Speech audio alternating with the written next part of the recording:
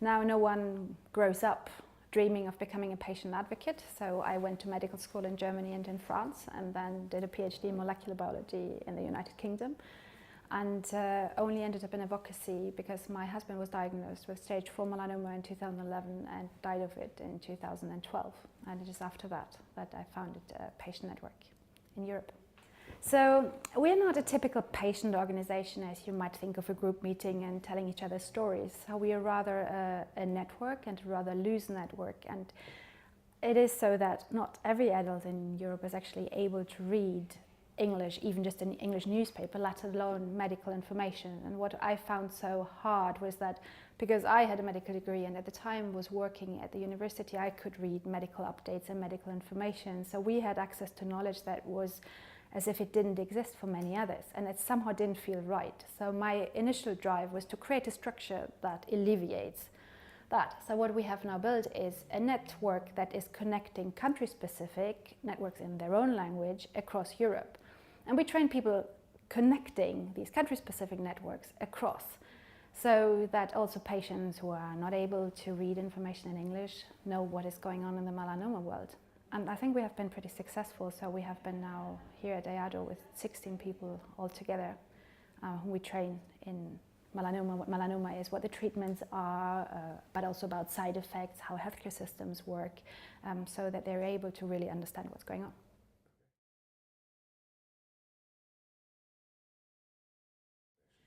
So EADO has been extremely welcoming and extremely supportive. Actually, we weren't so keen to come this year because ESMO has just passed and we have our own event at the end of November, so timing-wise was very tight.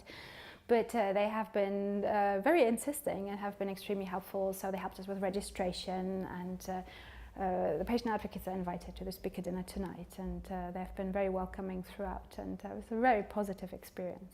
And this is a very nice congress. If it's around the size feels good and the program is interesting but not so dense that you do not have time to talk to people and discuss. So it's a fantastic opportunity to deepen a certain subject or go and ask questions and find out more. So I think it's a good balance between information and actually exchange.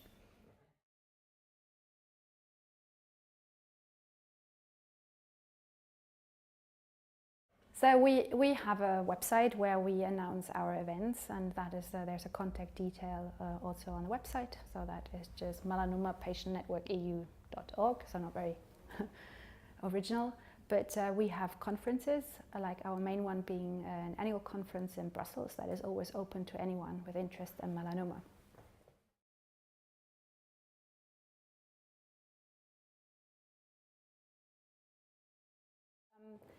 This is now my 4th and final year as the chair of the ESMO Patient Advocacy Working Group, and I'm the first chair of this working group who is actually not an oncologist, but an advocate. Now, a lot has happened in the last 4 years, and by now patient advocates can become ESMO members, and I'm someone who's very passionate about education and access to credible medical information, and as an ESMO member that allows you to access just that. We now also have a dedicated advocacy track at ESMO congresses that has been attracting more and more visitors. And because we have found a format that allows advocates to attend scientific sessions in their specialty, because there will be people with interest in breast cancer or in colon cancer, or like myself, melanoma. So they will obviously want to hear about the scientific updates. So they should be able to attend these sessions. And then we have unblocked the advocacy sessions that have addressed topics like pharmacovigilance, so drug safety. We had cancer and fertility.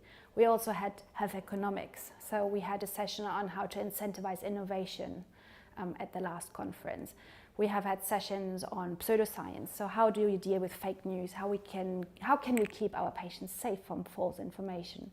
So we have a variety of topics that is of interest to a diverse community, and we had several overflows full last time, and I think it shows the success of such a setup.